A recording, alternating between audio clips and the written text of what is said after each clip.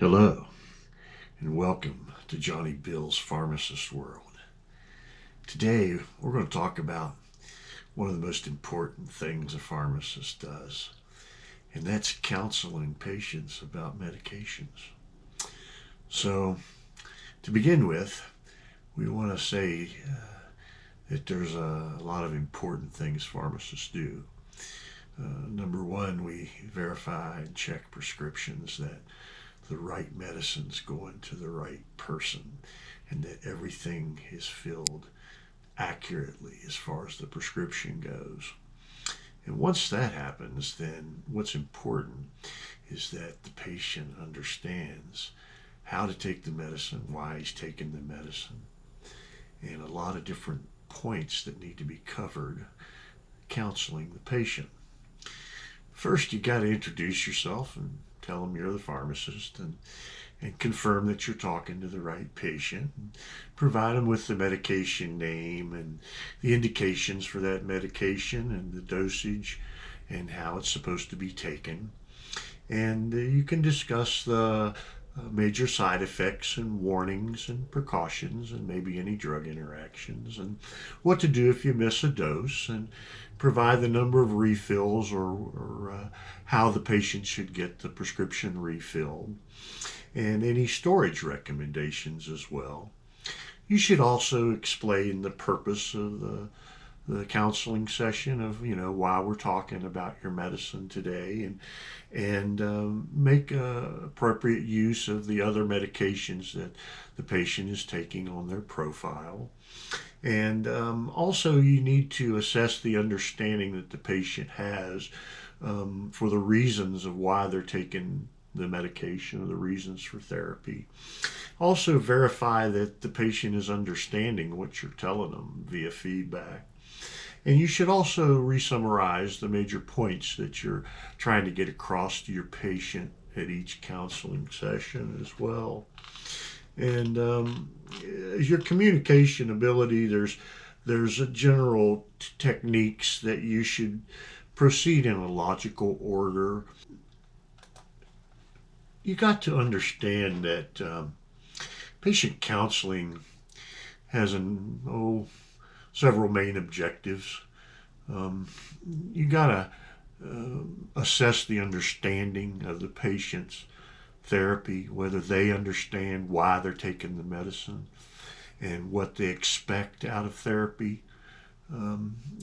We've got to include the proper use and the adverse effects of medication, improving patient adherence, and motivating the patient to take an active role in their health. So the first thing you have to do is establish trust with the patient.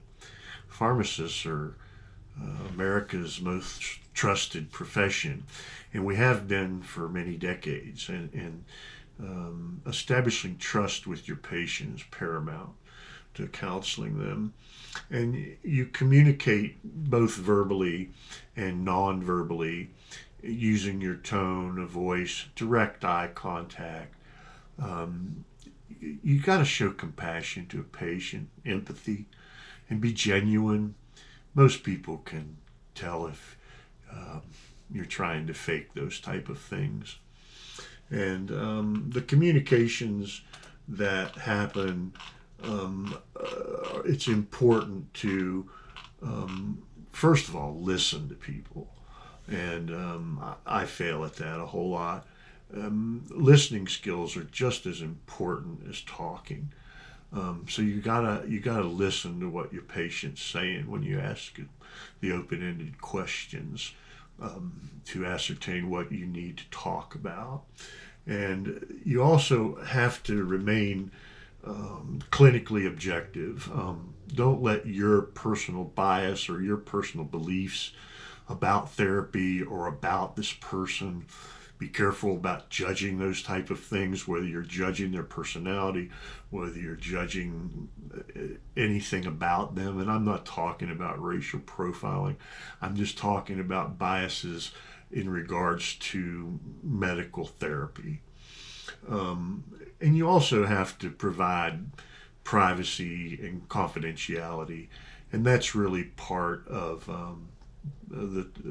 building trust. And when you talk to a patient, I always tell people that you should treat that patient just like it was your grandmother or your grandfather or your father or your mother or your child, your kid. If you're talking to an elderly patient, that's somebody's grandma. That could be your grandma. Treat them just like that. And you may come across a lot of people that are just kind of matter of fact about counseling patients. And it's my recommendation that you go much deeper than that. Patient counseling is one of, if not the most important thing you do as a pharmacist. So I'd like you to do it with compassion and with dedication and with sincerity, because you're a pharmacist and you should wear that badge of honor. And treating patients and providing positive patient outcomes is really what we're all about. So I want you to go out there and counsel patients about their medications the best you can possibly do it every time, because good enough is the enemy of excellence. Tell them you heard it here on, yes, Johnny Bill's Pharmacist World. Goodbye for now. All right. Hi.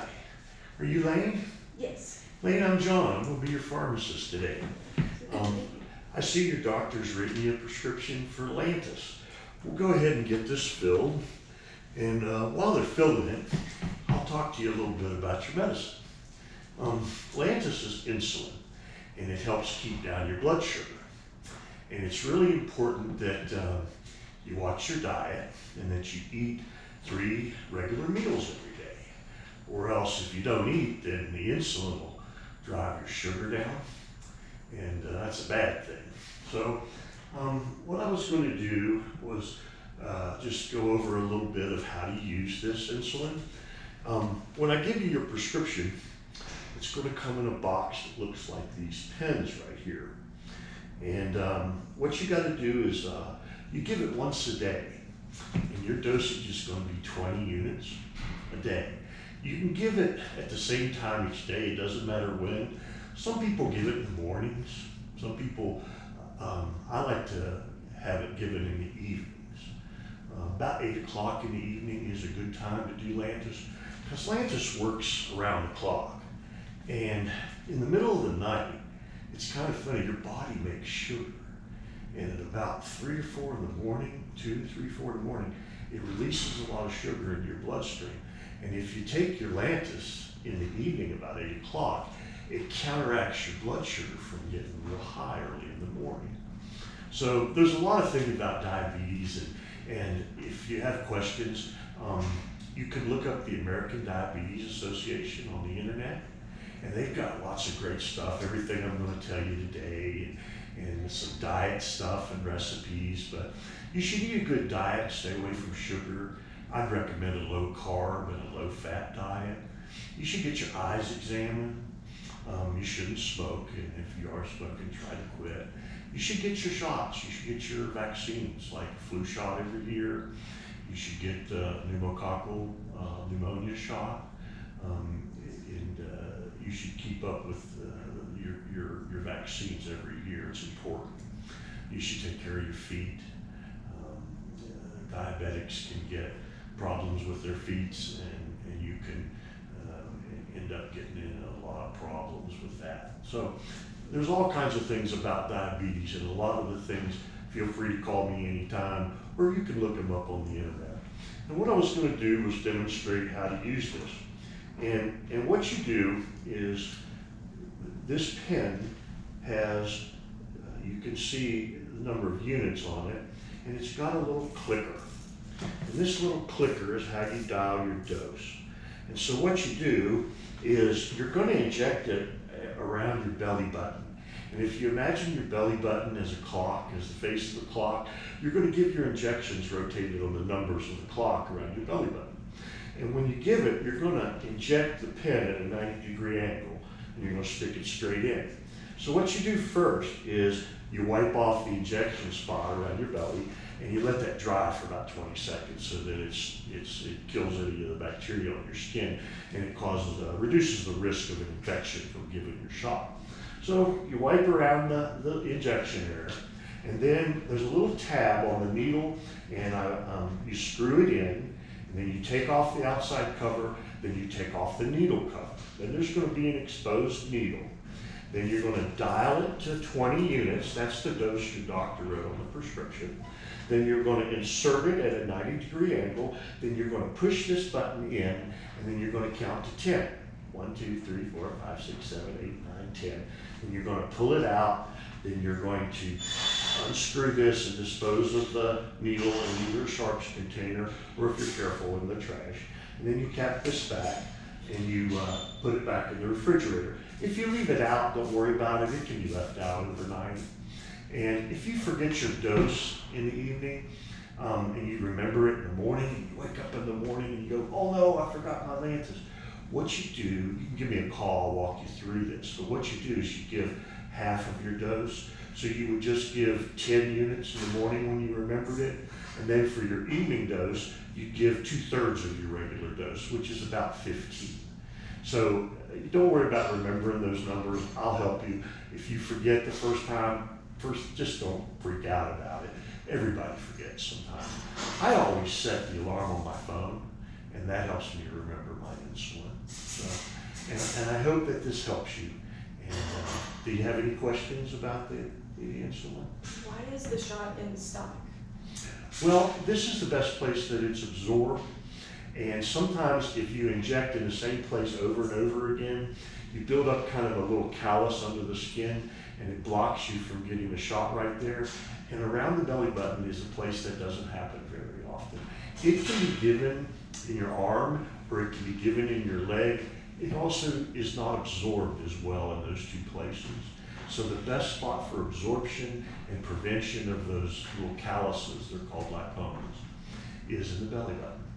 And if you rotate like a clock around your belly button, you can just keep doing that over and over and over again, and it works real well. So, okay. Any questions other than that? And if I run out, I'm going to go back to the doctor to get a refill prescription? Yeah, if you don't ever let your insulin run out. Before you get close to running out, you come see me. I'll make sure you get taken care of. Okay? Well, all right. I can't think of anything else right now, but if I do, I'll consult the website you mentioned, or I'll give you a call. Thank you so much. Yeah, the American Diabetic Association is a great organization, and they're all about helping you with your diabetes, and so am I. You have a great day. Good seeing you. Take care.